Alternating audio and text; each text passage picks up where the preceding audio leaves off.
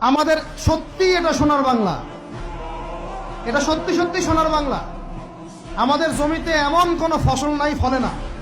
কৃষকের কাছে যে ফসলটা ফলে রুট লেভেল থেকে, ওইটা বাজারে আসতে আসতে 10 গুণ দাম বৃদ্ধি হয়ে যায়, সিন্ডিকেট হয় মাঝখানে। এগুলো বন্ধ করলে আমাদের উৎপাদন খেয়ে আমরা শেষ করতে পারবো না। আমাদের যে পরিমাণ ইলিশ মাছ হয়, এটা আমরা খেয়ে শেষ করতে পারবো না।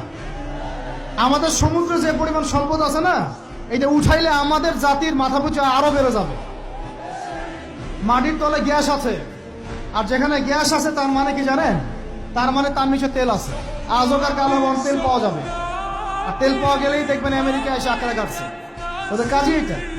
তখন বলবে যে, তখন যেই সরকারে থাকুক বলবে সরকার ভালো না, ওখানে গণতন্ত্র কায়েম করতে হবে, আমাদেরকে চাইতে হবে।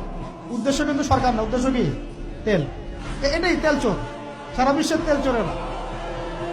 আর এই তেল নিয়ে নিয়ে নিয়ে নিয়ে কি করেছে জানেন না আপনারা? এগুলো বলতে গেলে অনেক কথা। নিজের দেশের নিচে বাংকার তৈরি করছে। বাংকারে কত গ্যালন গ্যালন তেল যে রিজার্ভ করা আছে আপনি জানেন না। আমি বলতে চাচ্ছিলাম, অর্থনীতি এত সমৃদ্ধ করতে হবে যাতে করে আমরা ওদের কাছে হাত পাততে না পারি।